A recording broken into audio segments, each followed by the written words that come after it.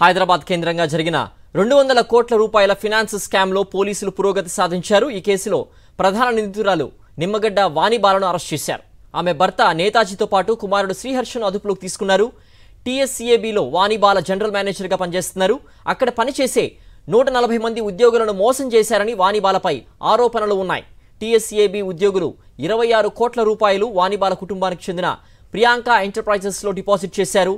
నెలకు 24% రిటర్న్స్ ఇస్తామని నమ్మించి మోసం చేశారని ఆరోపణలు ఉన్నాయి. మొత్తం 532 మంది నుంచి డిపాజిట్లు వసూలు చేశారని పోలీసులు గుర్తించారు. 200 కోట్ల స్కామ్ జరిగినట్లు గుర్తించారు సిసిఎస్ పోలీసులు.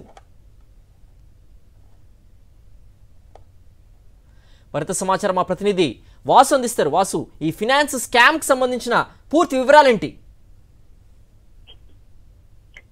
అధిక వడ్డీ ఆశ చూపి 200 కోట్ల రూపాయల మోసానికి పాల్పడ్డ ఫైనాన్స్ కంపెనీకి సంబంధించి నిందితులు ముగ్గురిని కూడా అరెస్ట్ చేశారు.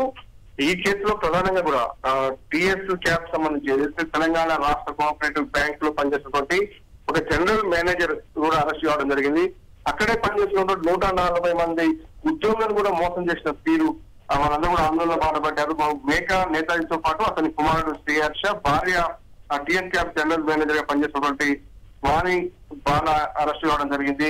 అయితే 26 కోట్ల రూపాయల పెట్టుబడి పెట్టినటువంటి ఒక ఉద్యోగులు కేవలం కోఆపరేటివ్ బ్యాంక్ లో పనిచేస్తున్న ఉద్యోగులు 26 కోట్లు పెట్టారు. మిగతా బయట నుంచి వివిధ ప్రాంతాల నుంచి ఏపీ తెలంగాణ రాష్ట్రాల నుంచి కూడా 26% వడ్డీ ఇస్తామంటూ కూడా పెద్ద ఎత్తున డిపాజిట్లు చేసుకుని కూడా వాళ్ళు ప్లేటు ఫిరాయించి సామాన్య జీవితంగా కూడా తప్పించుకొని తిరుగుతున్న వాళ్ళని సిసిఎస్ పోలీసులు నిఘా పెట్టి ఈ రోజు అరెస్ట్ చేశారు.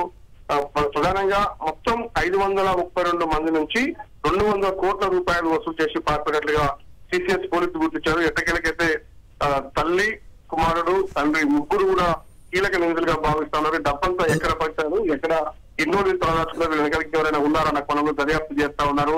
ఇప్పటికే టీఎస్ఎఫ్ సంబంధించి ఆమెను సస్పెండ్ చేయడం జరిగింది. మరోపక్క వీళ్ళు గతంలో పలు వ్యాపారాలు చేసి బెంగళూరు, ముంబై, హైదరాబాద్ లో కూడా పలు కార్యాలయాలు తెచ్చారు. ఇక ఇలాంటి స్కామ్లు ఏమైనా చేశారో మొత్తం 8 కోట్ల రూపాయల స్కామ్ వీళ్ళు పాల్పడడానికి వల్ల సిసిఎస్ పోలీసులు చేస్తారు. కొద్దిసేపటి క్రితం వీళ్ళు అరెస్ట్ చేసిన మరి కాసేపట్లో వీళ్ళు కోర్టులో హాజరుపరచబోతా ఉన్నారు. ఓకే వాసు.